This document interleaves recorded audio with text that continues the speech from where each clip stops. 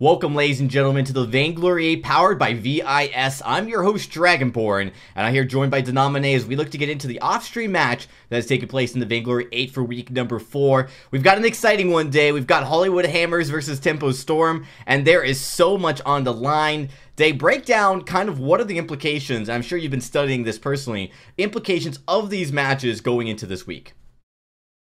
Indeed, we definitely have some exciting games ahead of you guys today. We will have Tempo Storm versus Hollywood Hammers, and this will be a rematch actually from the third place series from week 1. So we will definitely have Hammers probably looking for some revenge this week, Dragon. Really, and points are all the talk. I mean, we got to be quick as the teams are ready to get into it, but if Hollywood Hammers were to 2-0 Tempo Storm, they would have the tiebreaker and surpass Tempo Storm in points for the week going into challenge battles, and therefore removing themselves from the challenge battle zone, but throwing Tempo Storm down there. Tempo Storm gets 1 point, Hammers can still win and move on to the next day and pick up 1 point there for the tiebreaker, but if... That might be a little off. I think they will be. I think they need to win one more game after they beat Tempo Storm to move up, because NRG has 5 points and Hammers only has 2. So true. All that's right. Yep. I think they would need at least 3 points. Yeah, they'd have to knock Tempo Storm down, and then Echo Fox NRG would also have to be down there as well. You're right. I apologize. But we're looking to get into this draft, so let's get started, everybody. The draft begins. Game number 1. Let's really focus. There's a lot to talk about here. These two teams bring a very interesting draft strategy. Tempo Storm specifically does have some heroes that they prefer. We see a lot of teams prefer to take them off those heroes. Make sure everyone's ready in the game. Whereas Hollywood Hammers does have a pretty strong, deep roster pool, as looking just to get confirmation, might have had a disconnect on A side here. It does look like it. Unfortunately, we can reset and pause if that happens. Sometimes it does occur. All right, unfortunately, yeah, no communication here to see if there is a reset. Unfortunately, I can't even check with the specific player, so there we go. Baron, 30 seconds in, Baron is the ban. Plenty of time, I think, to get to this draft. Tempo Storm, of course, going to have that Vox taken out. And you know, you think about Vox is a hero that both teams are very comfortable on the lane, so but specifically starting all over on Vox is definitely a force to be feared. Indeed it is, and you know, just in general, we've seen a lot of Vox bans over the past couple days, or last couple weeks, I mean. And you know, I definitely think it's reflected by so many teams finding success on that hero. He really just works very, very well into many different compositions, as well as he works with, you know, basically any hero. There's nobody that, you know, really 100% counters him. I mean, there are. You know, you look at Ringo, Gwen, yes, you can say they outduel them, but moving into the late game, the team-wide potential they're able to put down Fox is just crazy. This is a pretty common follow-up we see, too, as well. We see the Lyra and the Grace picked up. That's usually one team's getting one or the other. If you do let it go through, though, typically, you know, you'd have a B-side ban of that Lyra. The Grumpjaw is banned away. Now, this is something that we have seen Archaic be very successful on in the past. So that could just be that they don't want to deal with Grumpjaw. Could be something targeted at Archaic specifically. And a Samuel comes off the table as well, Dragonborn. Yeah, I do like the Samuel ban here by Hammers, because you know, the Grace is great with that front line, but the poke heroes do have a tendency to perform better into her, and so when you're gonna you know, and so you have to be kind of interesting. But more importantly, she's a great front line, and I was kind of like, thoughts got kind of mistracked there, but Grace is such a good front line that having poke heroes here. Now, unfortunately, that doesn't mean Kestrel's going to go in the hand of Hyde, and he is a very, very confident Kestrel. Well, the thing about Kestrel in this pick is that it is very, very flexible. You know, we talked about it a little bit last week as well, that the Kestrel can be flexed either in the lane or in the jungle, and she can, you know, I would say typically only weapon power in the lane, but you can run her weapon or crystal power in the jungle just depending on how the draft goes. I think Crystal is definitely typically more common in the jungle. It looks like we did have a disconnect on A side. Yeah, we're gonna have to quickly here do a reset. This, you know, there's no penalty for running out of time, and I think we might have had a disconnect at the start of it too, which unfortunately burnt a lot of time. Yeah, we did. You know, definitely Hyde is someone who's very known for his Kestrel, though I definitely think that we have to consider this is probably going in his hands. I do think you are right with that. But I do think Gatsby has the hero pool and the skill potential that if based on how the draft goes, if they do need to put it in the lane, this team is capable of doing so. I think what I'm most excited to see is Lost Boy Toph on this Grace, as well as what Starting All Over chooses to pick into this Kestrel. Now, Kestrel, whether she's weapon or crystal or jungle or lane, they typically build very low defense. So this is a good opportunity for the side of Hammers right now to pick up somebody with single target damage who's able to take her out of the fight very, very quickly. All right, we got a little bit of time to think about this, and now that we're kind of facing it again, you know, what are some of these counters that we could expect to see, though, when you talk about Grace, right? Like, Grace is one that, you know, frontline's really, really strong. Do you go for a Sky, or is it still risky? Baptiste comes in. I do like this because he's got a decent amount of poke, and he's great at stopping a frontline from pushing too far. Yeah, that is true. I think picking this Baptiste, though, I think this forces the Kestrel into the jungle position. Crystal Kestrel is incredibly good into Baptiste if you fight from bushes, if you fight from you know, the enemy's lack of vision. And this also provides a opportunity where Starting All Over could potentially pick up a Glaive for the lane, or even something like a Idris or a Gwen who has a skill shot that can be used to reveal Kestrel, as well as packing a lot of AoE damage. For example, Glaive has the cleaves, as well as Idris obviously has the chakram, which can pass through multiple enemies multiple times, and that is a huge tool when going into somebody who is typically going to build 4 offensive items. It is the Glaive that comes out, and now this is really good into Crystal Kestrel. I do think Weapon Kestrel has a little easier time dealing with it. So this does put it in Tempo Storm's hand to decide, do we go with the Weapon Kestrel or do we go with the Crystal Kestrel? It does look like Gatsby is going to pick it up in the lane, and they've picked up actually a Petal, which I think actually goes really, really well into this Baptiste-Glaive combination. Yeah, it's all going to be about positioning going forward. Petal's great because she does have the ability to get, you know, to retreat pretty quickly. So does Kestrel. They definitely have Grace and the front line, which I think is great if you're going to have these two heroes. But we've seen Petal, once that Frostburn comes online, if you do go that route, it allows you to really slow that engagement from a Glaive. And Glaive loves to get pushed forward. Now, you're going to have a Lyra. There should be a little bit of assist here from the Lyra's sigil for speed boost, but when you can slow them with a Frostburn, it negates some of that. So, you know, I wouldn't consider it a Petal overpowering here. It's not like a Cruel, where Cruel, once he's stuck in the fight, he has a hard time disengaging. Glaive can disengage and avoid some of that damage, but I do think it's a great pick as far as keeping it more balanced.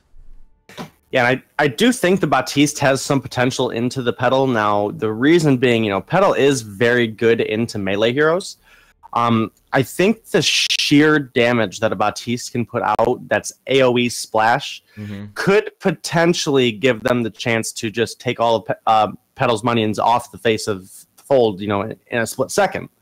That's going to be whether Archaic can not fall too far behind, though. Well, we're into the match. Game number 1. It is Hollywood Hammers going up against Tempo Storm. This is going to be a very critical, important matchup between these two teams. Let's jump right into it, Denomine, as we take a look here on the side. A side, Hammers moving in now. It's going to be starting all over on the Glaive, like we kind of probably predicted. You know, unfortunately, Baptiste never really becoming that lane threat that I think maybe he was intended for. You mentioned that actually last week. So, definitely, you know, we've seen starting on this lane Glaive as a very viable threat. One of those heroes that he's kind of picked up and shown that he's really annoying to deal and go head-to-head with. Yeah, and I do honestly think that there's a lot of potential for a Baptiste in the lane. I think it's obviously a little difficult, you know, being a melee laner, especially one that doesn't have any way to actually escape to be run in the lane. You know, that's one key thing that Glaive brings to the table that, you know, someone like Blackfeather doesn't. You know, Blackfeather in the early game doesn't have an escape. Once he hits level 6, yes, but Baptiste doesn't have it ever. Is kind of the real thing. So I see into the right composition, you could run a Baptiste, you know, Crystal, or even potentially Weapon. Weapon does receive a buff from the heroic perk from the soul shards. I can see the right team picking it up and flexing it into the lane. Now, one thing that's worth mentioning here is Lost Boy Toph on this Grace. We've talked a lot about Grace over the last couple of weeks here across the competitive community. Grace is one of those heroes that has just really shown up as a support that's super aggressive, much akin to like how Arden is often played or used to be played more when he had a little bit stronger damage dealt. And this is actually something Lost Boy Toph became quite famous for, is his ability to play on these supports that were very, very tanky, but also very aggressive. We do see, of course, we have a fight. Hideous in the jungle is getting very low. Petal takes a lot of damage. Oh, he might get the Baptiste. He does. Tempo Storm finds first blood. I think Playboy Afro might get the kill here. One more auto attack will do it. Oh, the Sigil's going to be doing the trick here. So it's a trade, but gold favoring Tempo Storm. But yeah, just to talk about Lost Boy Toph, his support play known to being great on these aggressive picks, and I feel like Grace kind of plays into how he prefers to play. I would agree, and I think definitely the movement speed is huge for Toph, you know, that allows him to get that aggression. He, you know, is able to extend himself significantly farther than he is on other heroes, with the exception of maybe Arden with the Vanguard if your team, and that's situational, that's if your teammates are close. Grace's move speed in the early game is just so crazy that it allows you to, against most compositions, really push the enemy jungle without any actual risk of giving up a kill. Yeah, and this is something that, you know, he doesn't get a lot of talk, he doesn't get a lot of praise. Toph has been one of those top roams for a long time. But, you know, the roam position changed a lot over the last few seasons, and I feel like with the emergence of Grace, it's something that definitely can give him some advantage here in these matchups. Down the jungle, we do have a little bit of a little 1v1 breaking out between Archaic and Hideous. They are going in. Ordained comes down. Hideous, though, winning the damage trade here. Jumps on. Archaic is getting very low. Nowhere close to his support, as Lyra had to drop down. It's going to be very low as well. Afro taking a lot of damage as Lost Boy, full health, able to get in there and pressure. Starting all over, gets stunned up, Day. This is not great. Doesn't get the camp heal either from the Treant. And looking to try to go on to Hideous, but he's going to drop. And so far, Hammer's looking a little bit rough. Yeah, and I think a lot of this has to be said about the composition. Again, if Archaic can get the damage, he has a lot of potential to clear out the Petal minions.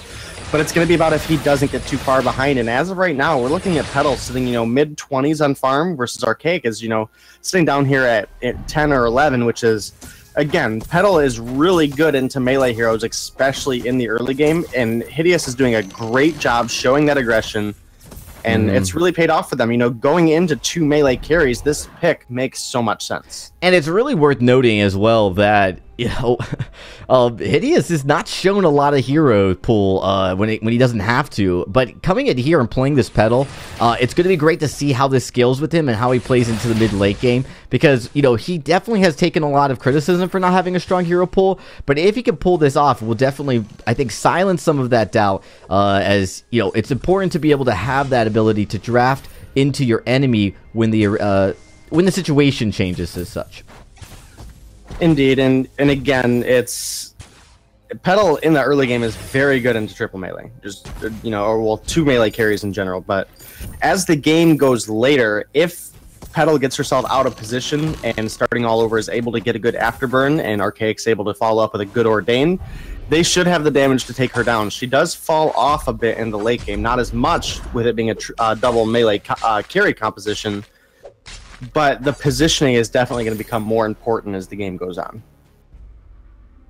Yeah, it's really going to be critical. That's where I think actually Tempo has the advantage. The positioning of Gaspy and Hideous should be able to deal with the starting all over his glaive. You see him go in with Afterburn. Look how much damage he takes. Grace stun goes in, dead. And now Afro's dropping very low. Archaic has to just completely bail on his team, unfortunately, because of how aggressive and how much damage was coming out of Tempo Storm. This opens this up here, as you do see, of course, Hideous also stealing away the healing Treant just there. Yeah, and again, you know, Hideous is now up almost at 40 CS, and Archaic is sitting at a low 23, so definitely going to have to see some gold get into this Baptiste's pocket if we want to see him be effective. Now, they are taking their opportunity here to get a little bit of gold share. If we see Afro has stayed away from the lane wave just to get Archaic that extra gold in his pocket that he needs. And it looks like we have Afro working into a Crucible, which is going to give him a bit more heal out of his Imperial Sigil for his teammates. Yeah, and that's going to be really important for Hammers here. They definitely need to sustain in these team fights. They're dropping pretty quick, which is not the kind of look they need here. Granted, they just need to stall the game. The turret's still up. We do see an aggressive rotation push here in the lane by Tempo Storm, but Hammer's going to be able to get here in time before the damage will take too much turret. Okay, actually has to forego the healer treant in the jungle because of how far up we've seen Tempo Storm. Starting all over takes a insane amount of damage. One shot, one kill does not connect with the front line here.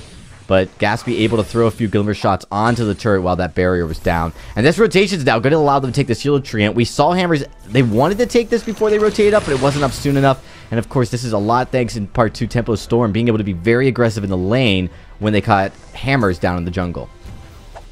Yeah, and I think this is pretty risky of Hammers seeing the Petal behind to push up on this turret with such little wave. Petal does choose to rotate down as the flare spots him out, though, and that is a little bit of a safe haven here for Hammers. Oh, big damage, huge kill from starting all over there on this glaive. And again, it's all about positioning when going into this glaive and Baptiste combination.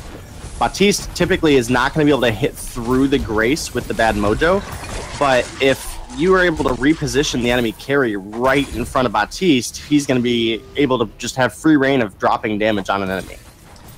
Yeah, and that was great by Hammers, recognizing the Petal's not able to rotate up yet, because they did get that kill. There's a lot of damage that they're starting to be able to put on Tenchibo with the Sorrow Blade from starting, but he doesn't have a lot of defense, so getting that kill from a mistake from Tempo is going to help Hammers get back into this, because right now 3v3, they will struggle a little bit in these team fights.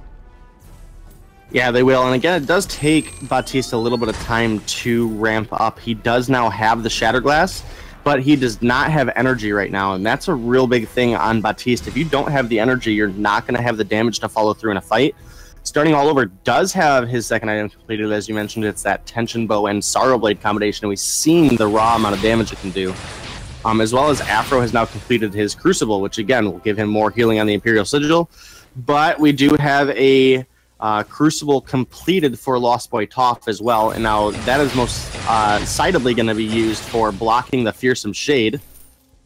And it looks like Petal may be working into a Shatter Glass of her own.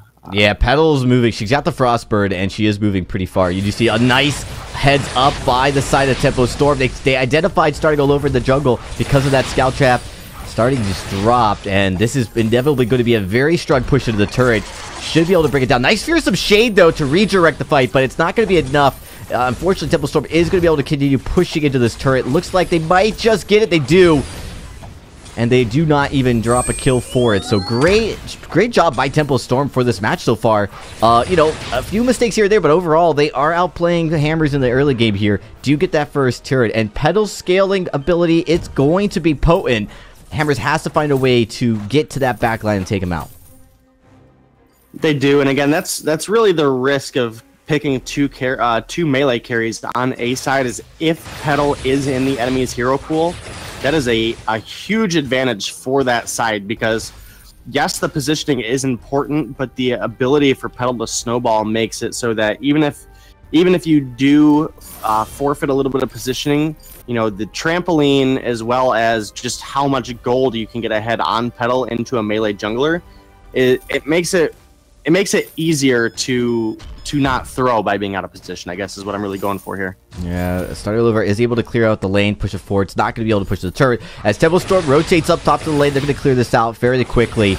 Right now, time is really what Hammers needs. They don't need to push this too aggressively. They are going to rotate from the top side of the bush bash bush on the enemy side, looking possibly to come down, instead being smart. I know they really can't force an aggressive fight too much. They're in a compromising position. They can't give up. They are going to catch out. They look to get right on the Hideous. This is what we talked about. They need to find Petal in the backline. They do. Now Castro's getting lit up, but Starting Over is dropping very low. Fallon comes out between the two teams. Gatsby's low. He is able to get away as he's trying to trade nicely between the Baptiste. Baptiste now, oh, he wants one more shot. Doesn't miss. Misses that bad mojo, but does find the Ordain. Oh, so close to dropping. Gatsby does go down. Archaic finds that last bad mojo. Starting in all over in the lane, though. Trading some damage between Lost Boy. That was a great fight for Hammers to nominate. And really, it came down to just the engage on that Petal. It really did. And now that was just, you know, I don't want to say it. It was just kind of terrible play out of the side of Tempo Storm. They were winning the fights so demandingly that they just weren't worried. They let themselves get a little too overconfident. Both Hideous and Lost Boy Toph had flares on them. Hideous had 3, Toph had 5, and they did not flare that bush coming up into the lane and had no idea where Hammers was, and that's what allowed them to jump immediately on the pedal. And again, there were 8 flares on the side of Tempo Storm, and they just didn't use them. Mm-hmm. Yeah, that's unfortunate. So really, really unfortunate. But Tempo Storm still has a slight gold lead, and that's because they were able to get that first turret. They've got a few more kills, and they've been farming really well. In the jungle, 70 to 51 is really great for Petal. The only really glimmer of hope here for Hammers is the fact that starting all over on the lane has been able to outfarm slightly Gaspy, and of course, catching by surprise. That's really what Hammers has to do. A few more times, a gank here and there, and they can get back into this game, but it is going to be hard. That Petal, when he's left in the fight, is going to be really challenging. Hideous sitting at half health does need to be careful not to get engaged here when he's low on his health or energy. Yeah, and Lost Boy Toph is actually committed into a Shatterglass on this Grace. We do typically see, these Graces are going with Echo, is what we've seen a lot of teams run. They get the Divine Intervention up twice. What I like about the Shatterglass is the Shatterglass actually reduces additional incoming damage as well as increases the heal. Now, that additional reduced damage also functions on the portion of her heroic perk and her A, the Retribution and Benediction.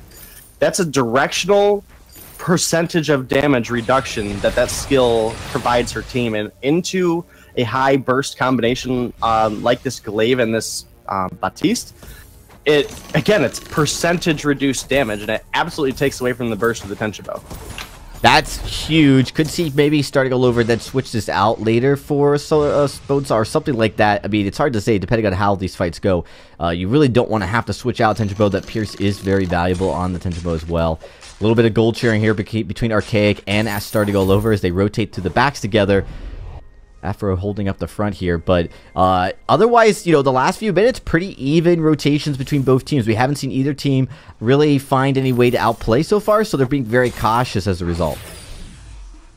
Yeah, and again, we have seen Hammers be able to capitalize when Tempo Storm does step themselves out of place and is a little too overconfident. And I think that really is reflected by, we see these flares coming out now. We see them checking bushes. It's Tempo Storm definitely respecting the damage that Hammers can put out. But I just think if Hideous and Gaspy can keep their positioning up, that they should easily be able to pull together a win on this. We see starting all over dropping dangerously, though. They did get the stun off on high, but Fountain is already burned, as well as Imperial Sigil. Afro dangerously low, starting dangerously low. Ooh, this is going to be a kill. And Archaic is going to drop. That is 8 kills to 5 for the side of Tempo Storm, and we are coming up to the Crack and Beyond here in just a moment. That was a nice engagement. Of course, with this gold lead, they have the itemization advantage. I'm not sure if this is the right call by Hammers to try to steal this. I do like the Sigil. Doesn't hurt anything to get that. But Grace, she's able to really make you question going in on anything. Her stun, if she procs it early enough, will be something you really can't dodge if you jump into a position that she's at. So we saw right there, Lost Boy recognizing the potential jump in, does utilize the Holy Nova to try to prevent that. And of course, Hammers doesn't bite. Yeah, definitely risking. I'm actually surprised we have not seen starting all over go into a Poison Shiv. Going into this Grace, again, that Shatterglass is increasing the amount of healing that Grace is able to put out.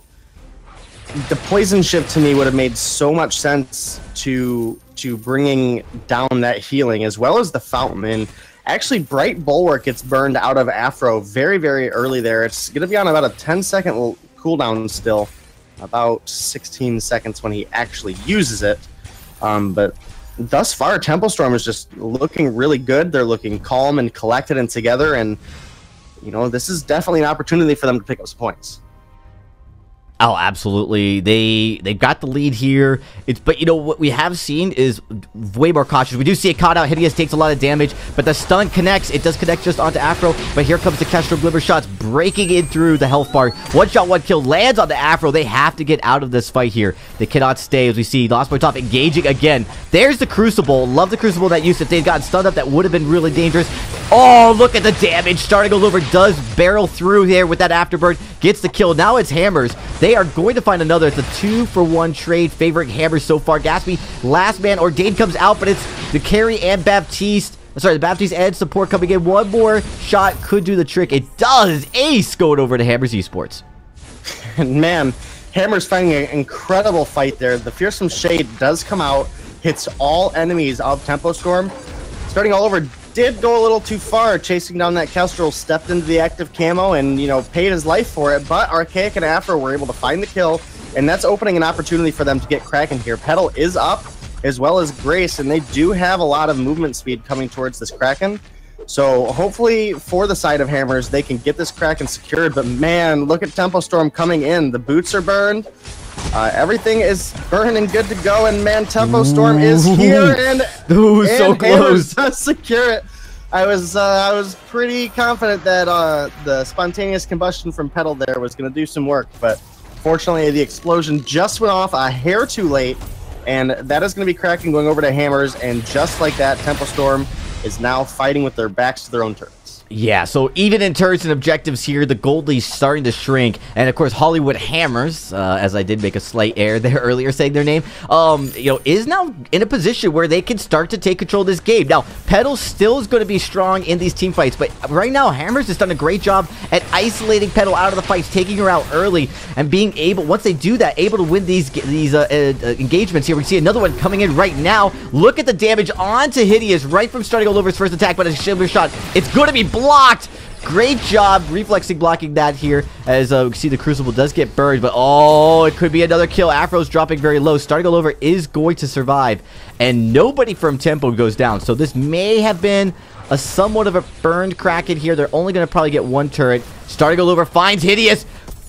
Oh, just, you know, it does buy time for the Kraken, but unfortunately the Kraken's going to go down before getting the second turret. Yeah, definitely out of position for pretty much everybody on Hammers in that fight. You know, if we look where Archaic died, he is, you know, under 2 turret aggro there trying to 1v1 Gatsby, and it just didn't quite work out for him. And another thing is, if we look at this Glaive build is all about destroying one person and taking them off the fold. It does not have any defense, though, and we saw massive damage coming out of the side of Tempo Storm. And we're able to take him out of the fight incredibly early, forced him back, which left Archaic to fend to his own devices in the enemy's base. We do see a nice rotation by Tempo Storm to clear out the enemy's jungle, and they get a Crystal Sentry to boot, so that's really definitely a great, strong rotation from them. Also, they've reset the gold lead that they had as far as advancing it further, as Hammers was approaching it and closing that gap considerably before that final ace. Tempo Storm now, it's really their game to lose. Even though it's even in turrets, they have a substantial lead enough, and with Petal here on 3 items, Baptiste hasn't built out the Broken Myth yet, and this is going to be something that's really critical depending on if Tempo Storm decides to engage sooner than later.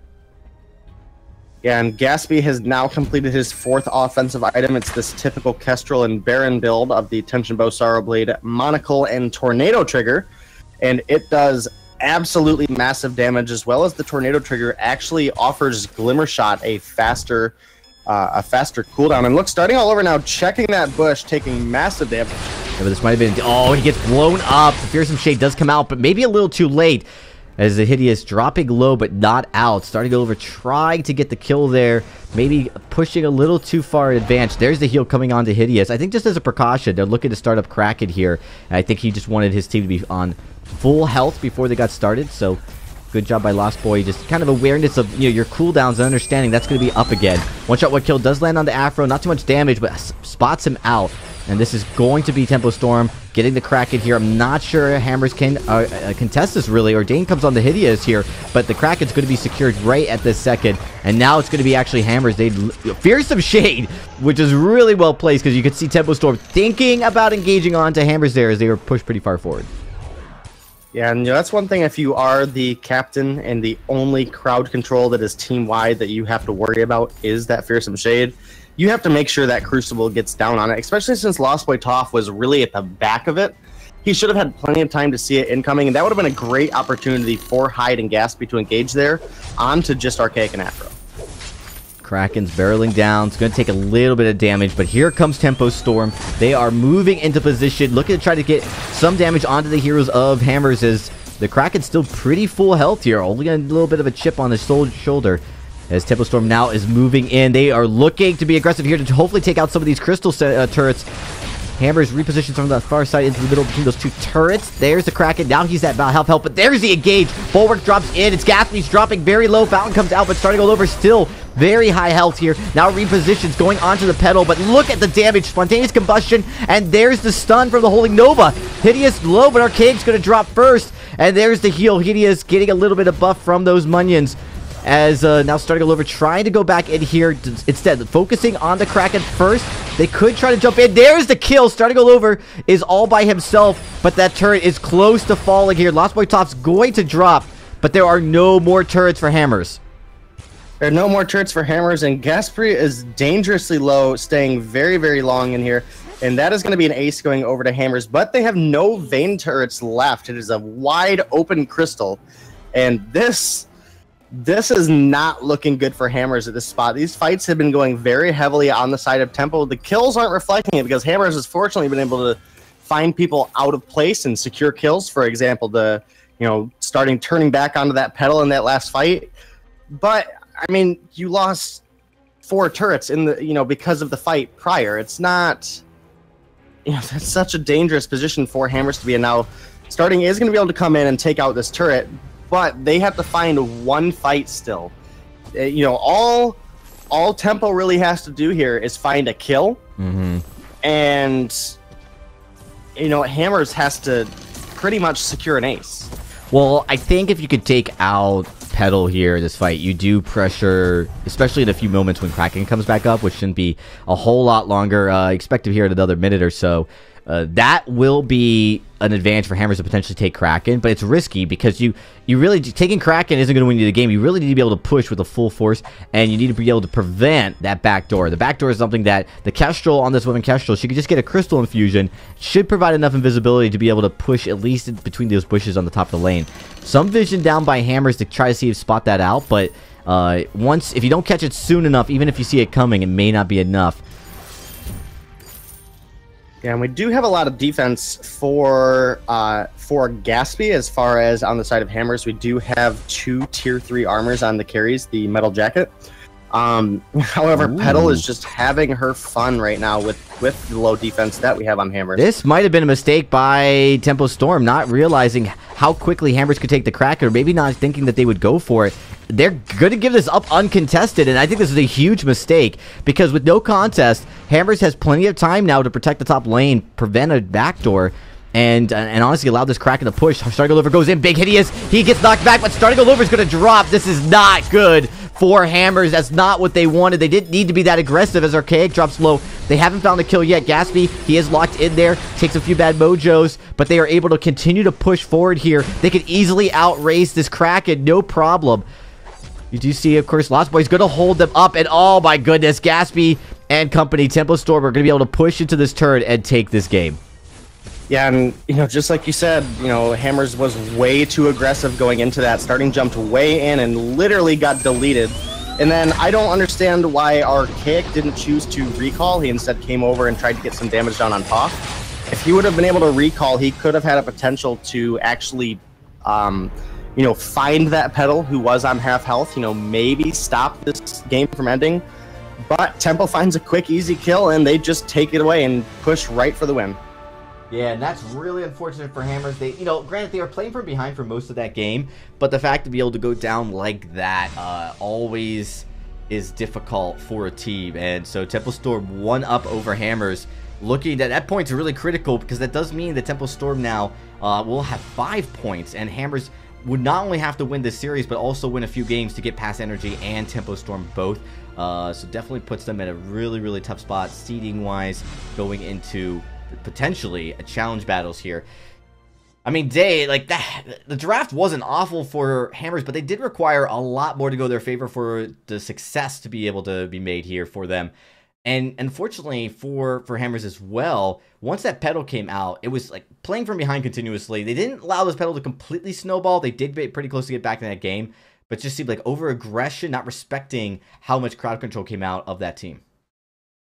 Yeah, and it definitely, huge performance coming out of Hyde there on the pedal. Looked very, very good throughout most of the game. Did get caught out a couple times, but I mean, again, the positioning that they had going into the late game and the builds coming out of Hammers was very questionable to me.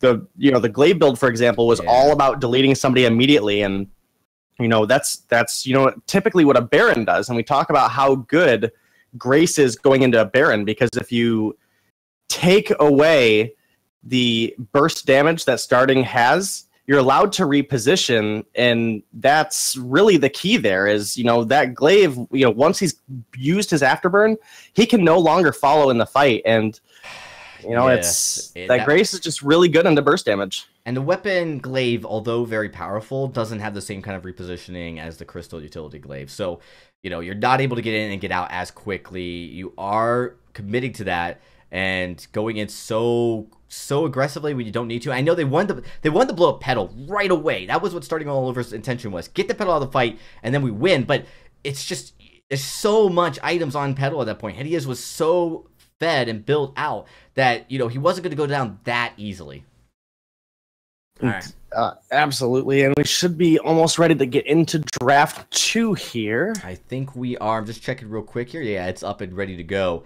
So with that, let's get in right now. I'm gonna just let everyone know we're starting.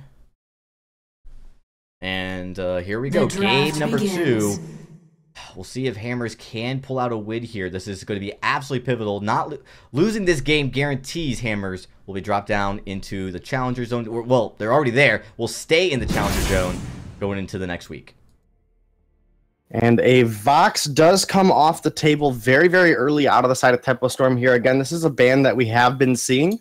And, I definitely think it's smart. And Hammers respecting the performance that Gatsby put out last game on this Kestrel, choosing they don't want to deal with it. Now, this does leave the Baron wide open for the side of Tempo Storm, but there's a lot of potential for a Lyra combination to be picked up for a heavy engage, and instead they do pick up the Lyra and potentially could bait out the Baron pick here. And now, this is going to be really difficult for Hammers. I think you have to pick up the Grace here, having given away the Lyra already, and then you really have to go something very flexible, and the reason being is you have the Baron. Well, they decide to choose the Baron. So I think this is really risky because now the Grace is definitely going to get banned away by the side of Tempo. And Baron has counters available right now. For example, we'll see the Idris come out very likely on the side of Tempo Storm when we do get to the B side of the draft. Mm-hmm. Or, the A side of the draft for the second portion.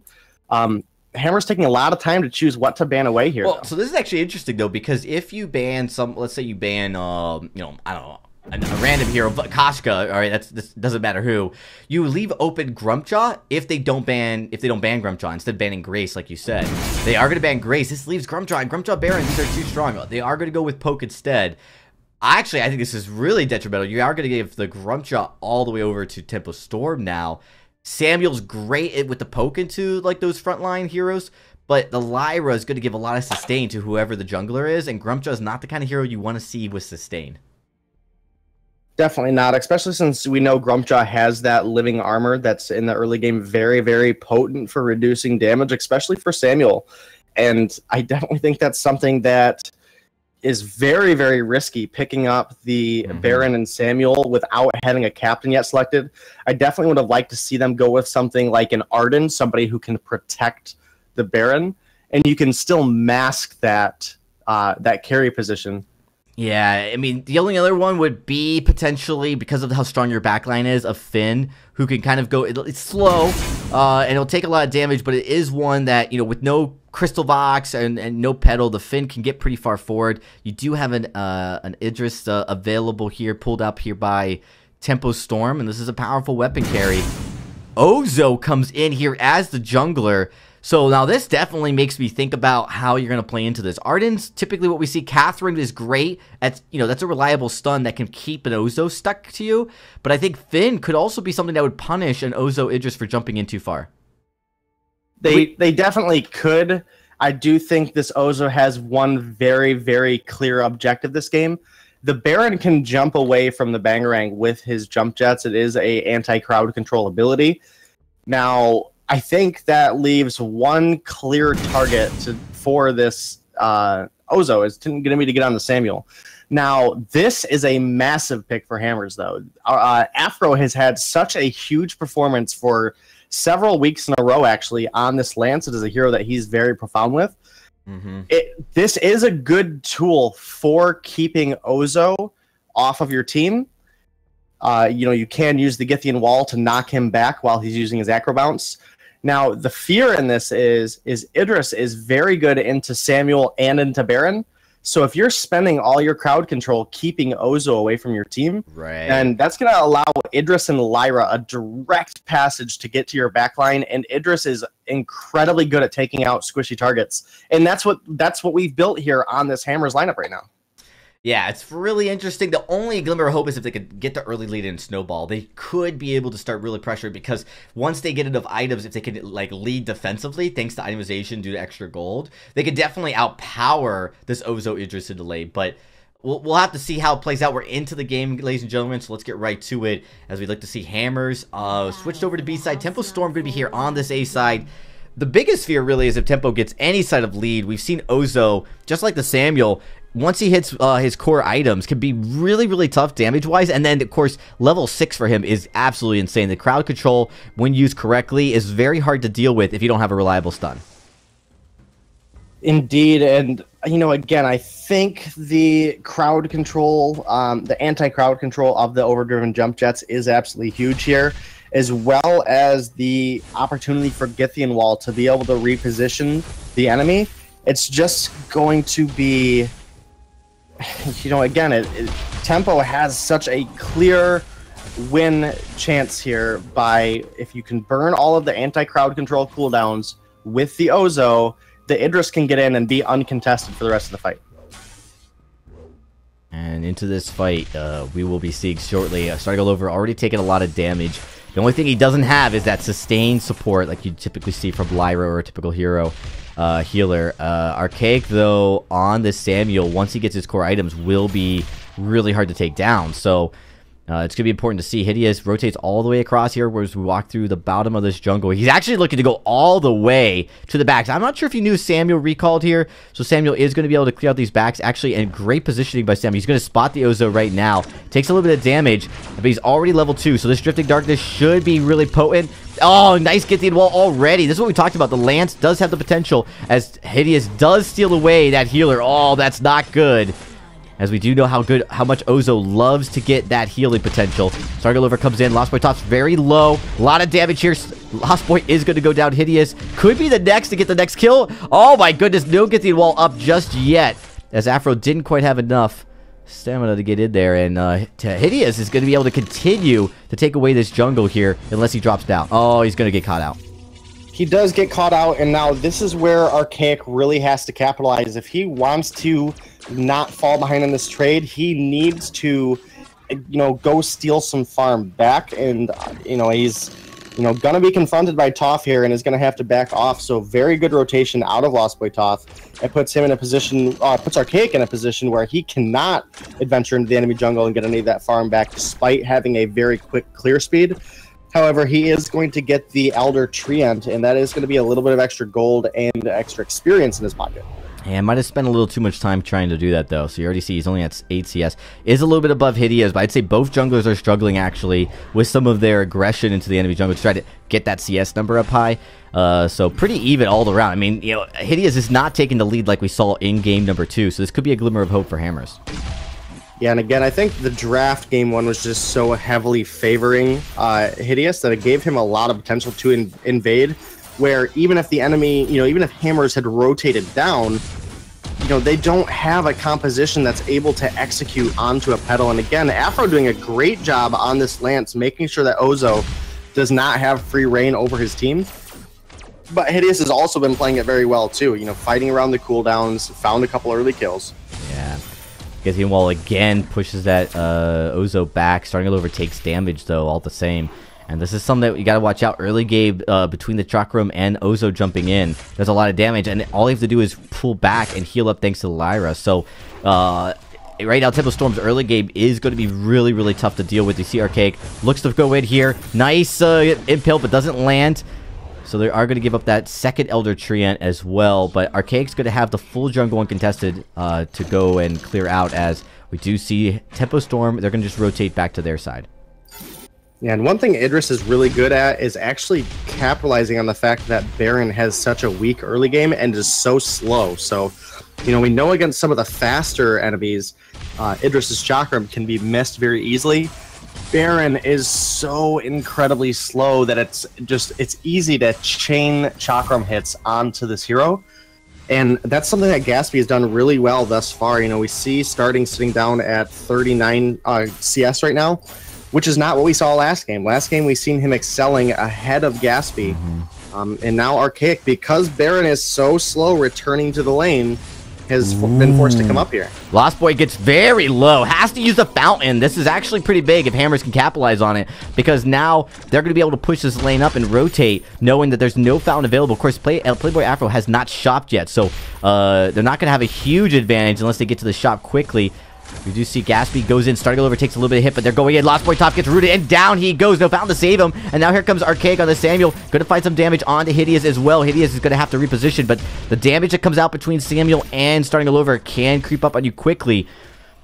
So a nice engagement from Hammers here, as they do capitalize on, you know, Lost Boy just not able to stay alive there. So definitely a good job. We're going to see Afro. Oh, nice Githian wall. His one more bill might do it, as Hideous has to dodge out. But just keeping Afro on his toes really is all Afro. Keeping Hideous on his toes is all Afro really needs to do for this match. Right, and again, you know, the Lance provides a lot of CC into the Ozo, you know, able to reposition him and keep the acro bounces from landing. And that's going to be absolutely huge going forward, because keeping Ozo off the team is really where you're going to reduce all of the incoming damage. If Hyde is able to acro bounce back and forth between targets over and over again, then that is going to be an absolutely massive amount of splash damage coming out from the side of Tempo Storm. And it's all going to be about the timing on the Githian wall. If you can interrupt the acro bounce, that is when Baron is going to be able to really turn on the aggression and put some damage down. Hammer is able to rotate and shop, which is pretty important. Archaic already does have that Frostburn. And this game, you know, keeping it in line with Hideous, much better in CS. Starting all over actually has taken a little bit of a lead over Gatsby as well. And so that's something to keep an eye on, as they look to start to keeping this game very close, and having that slight gold lead is absolutely going to be critical as long as they don't make any huge mistakes. Yeah, and again, this Baron and Samuel are both going to ramp up heavily as the game goes on, whereas Ozo is really the best, you know, in that level 3 to level 9 range. Huge damage coming out from Tempo there. Starting all over is barely going to be able to make it out. Oh, huge chain CC coming out of Afro there. And again, a Chakram able to abuse Baron so much does find the kill, and this is a tough spot for Hammers now. They're sitting very, very low health on this Samuel, and you know, none of that Drifting Dark being able to get used onto the wave. That is very likely going to be first turret going over to the side of Tempo Storm. Yeah, nice job not doing any damage onto the side of Hammers, so they're going to be able to take most of this damage out without going down. One barrier does pop up just for a second, but they are going to get the kill onto the turret, as we did see Archaic had to recall back. That was fantastic. I mean, we saw Hideous drop very low, but the early engage on to starting is so pivotal here, because starting now is playing very defensively on that Baron, as he looks to go in, does take some chakram damage initially, but is able to get away from the second pass. Looks to go in, hit Gatsby, dropping very low. Ion Cannon comes in hard. Now Hammer's looking to get their own turret, thanks to a nice rotation pushing up this lane as Tempo Storm had gone back to shop. Oh, they find a kill and the turret. They're going to be able to keep on pushing. Oh, man, and a huge root onto Gatsby, but fortunately the root wears off and the Shroud Step comes up. He gets himself out of danger, but that is a huge turnover for Hammers. It was looking very, very good for Tempo Storm thus far this game, and Hammers finding a little bit of leeway and taking advantage of it. You know, it's an underappreciated asset when you can stall a turret take. And one of the things we did see was Afro did his best to stall it, because it holds that team, Tempo Storm in this case, in position very long while they're trying to take that turret. So the death timers here at 8 minutes, they're not very long in themselves. So you're going to see Hammers get back in time, able to push the lane. And of course, after you take a turret, you're inevitably going to go down shop, maybe recall. And that was exactly what Hammers was able to take advantage of. You do see Tempo Storm going for Gold Miner here. Going to have to come back off of it now that the flare was popped right over top the Gold Miner. So it's nice job, Afro, keeping a good eye across the field here, making sure that Tempo's not going to be able to surprise him with any objective take. Pushing pretty far forward. Hitty is thinking twice about face checking that bush. Yeah, definitely thinking twice about it, and knowing how well Afro has been playing on this Lance, especially into the Ozo. And absolutely huge damage coming out of the side of Hammers. It does look like Starting should be able to find Gaspy, or will Gaspy find Starting? Instead, they find each other. And that is going to be Archaic very likely dropping. Unless if, man, Afro just playing so well on this Lance. Baits hide all the way under turret. It does look like Samuel was able to recall, so there's going to be no damage that they can really put down objective-wise. Ozo does look to find the health treant there, and indeed he is going to, but actually did not rotate through the Hammers jungle, and that's going to give Archaic the opportunity now to, you know, keep up on his farm. He's actually not that far behind, as well as Starting has found himself a little bit of the lane farm and is now actually ahead of Gaspy. Yeah, that's a pretty big deal to keep that farm really tight, because even though objectively the objectives are favoring Tempo Storm here just a little bit, Hammers Hammers is keeping this very close, and with the Samuel Baron pick, that is really all they need to do for the majority of this game. Come 15 minutes, if they're really not behind by any measurable distance, if they're not behind in gold, if they're not behind in objectives, they should be able to start winning these team fights. They indeed should, and again, as Baron gets closer and closer to that 4-item mark, it's definitely going to be a huge advantage for them.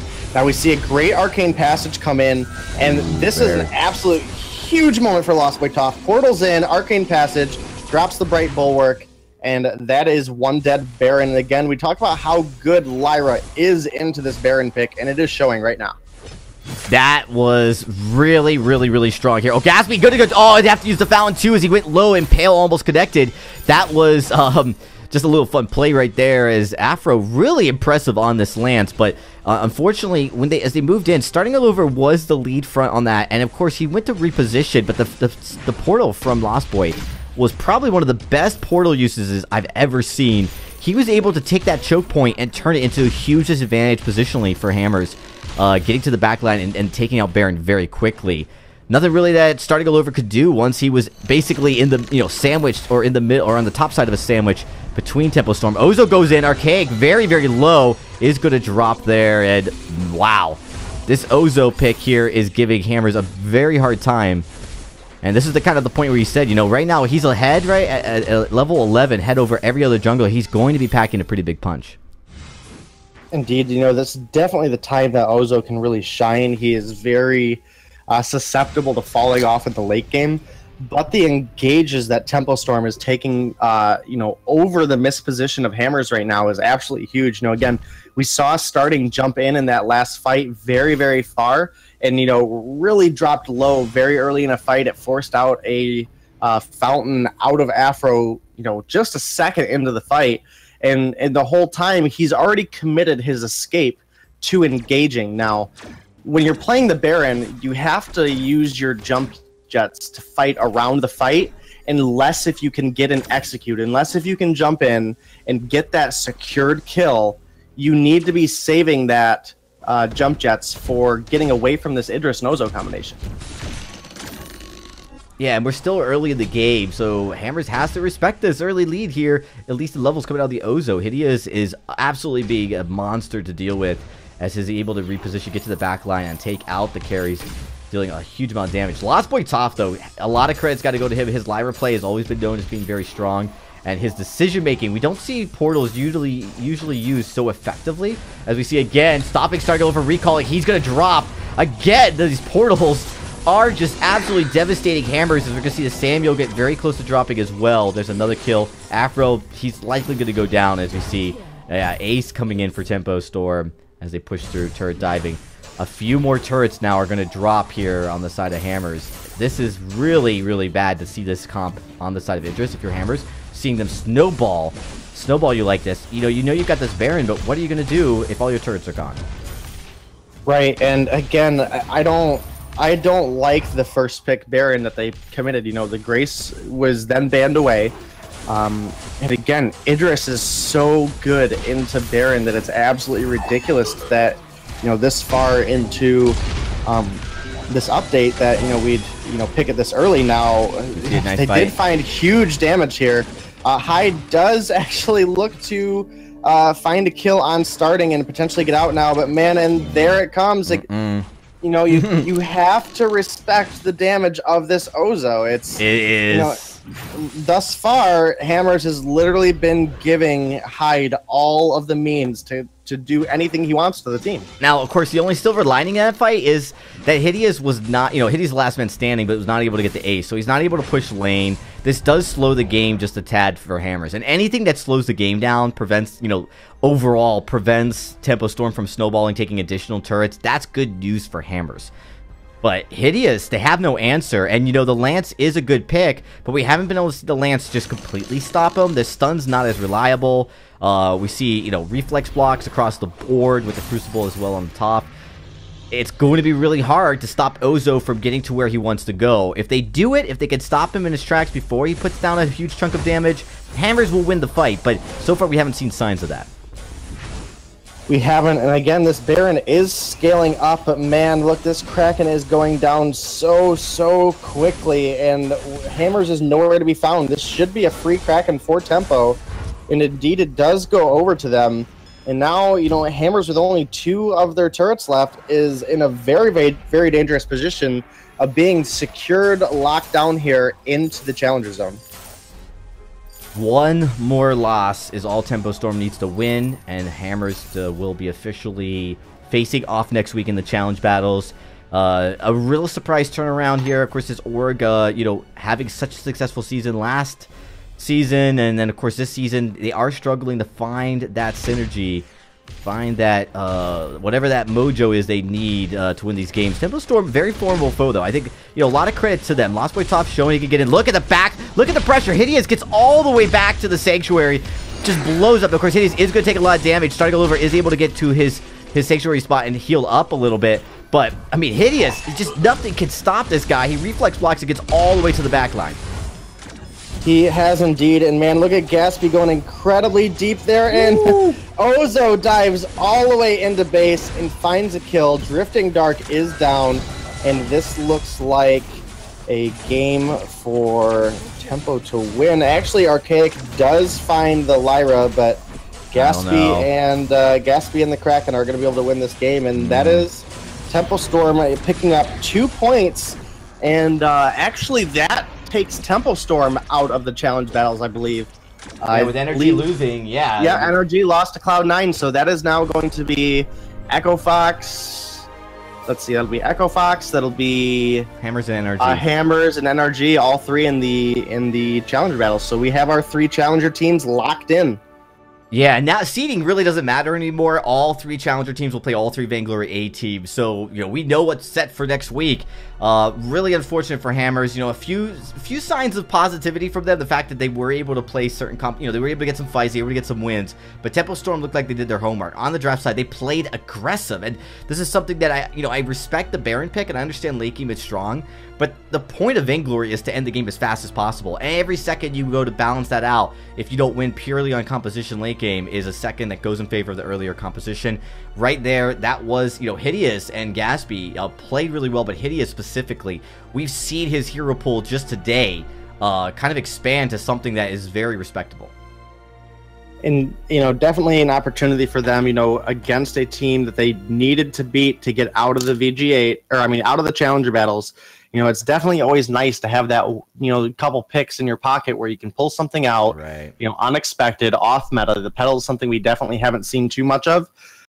as well as the Ozo we haven't seen too much of, and they had great performances on both. We haven't seen the Ozo or pedal pick from Hideous a whole lot, and so he played again. We were talking about some of the best play we've seen actually of Hideous specifically. He's been phenomenal, and then of course you pair that good strong jungler up with Lost Boy Toph, you're gonna have a winning combo every time.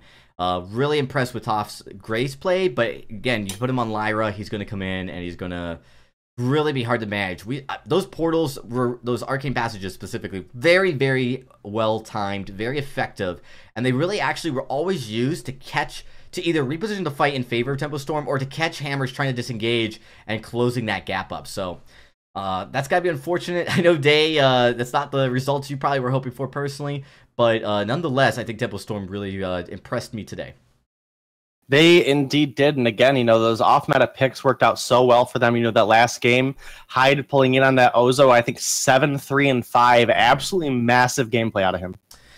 Yeah, absolutely. Well, with that, ladies and gentlemen, it concludes our broadcast for today. As you guys were just watching the VIS powering Vainglory8 as we take over the off-stream match. We will not be bringing you guys VGA Powered by this next week, as next weekend we will be bringing you guys the challenge battles, and let me tell you, this is going to be an exciting format.